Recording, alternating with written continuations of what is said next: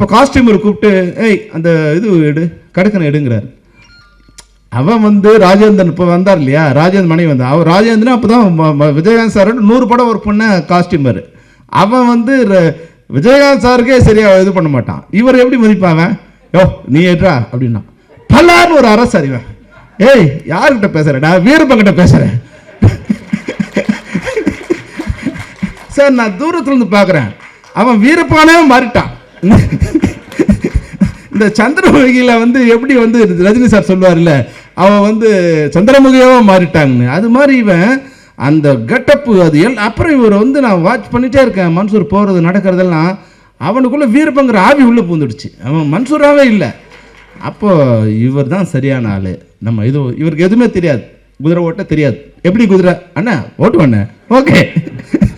இப்போ இவர் ஒரு ஷாட் எடுக்கணும். குதிரையை வந்து பின்னாடிக்கு வச்சுட்டு லோ ஆங்கிளில் அங்கே வந்து கேமரா வச்சுட்டு புஷ்லேருந்து குதிரையை அடித்தா மேலே வரணும், இந்த கேமரா மேலே ஜம்ப் பண்ணணும். சரி நல்லா ரெடி பண்ணிட்டோம். குதிரை ஓட்ட தெரியுமா மன்சூர்? அண்ணே நல்லா ஓட்டுவேண்ணே. ஓகே பியூட்டிஃபுல் குதிரை ஒன்று, அது நெப்போலியன் பேர், அதுதான் அவங்ககிட்ட இருக்கிற நல்ல குதிரை. அவங்ககிட்ட கொடுத்துட்டு ரெடி ஸ்டார்ட் கேமரா. இது வந்து 72 ஃப்ரேம்ஸில் எடுக்கணும். கேமரா ஓடுது, ready start camera, action action action. Mansoor வா வா வா. அண்ணா குதிரை வரமாட்டேங்குது. அப்படியா உன்னை நான் வந்து அந்த குதிரை கோவிந்தரா அவரை கூப்பிட்டுறேன். ஏன்னா எங்களுக்கு பயம், எனக்கு பயம் என்னன்னா அப்போலாம் ஃபிலிம் வந்து உங்களுக்கு தெரியும் உயிர் போய்டும். நமக்கு அந்த ஃபிலிம் சுத்த ஆரம்பிச்சோன்னா நமக்கு வந்து ஹார்ட் அட்டாக் வரும். அது வேறு ஹை ஸ்பீட்னா ஜின்னு ஓடும், நமக்கு இப்போ ஏறும். உடனே 2வது ஷாட்டு 3வது ஷாட்டு 4வது ஒரு இது முடிஞ்ச உடனே அந்த ரீலே முடிஞ்சிடும். ஏன்னா அந்த நமக்கு தேவை வந்து ஒரு 200 அடி. எந்த 200 அடின்னு சொல்ல முடியாது. முதல் போட்ட உடனே அது வந்து சுற்ற ஆரம்பித்த உடனே 200 அடியில் வந்து நிற்கும்.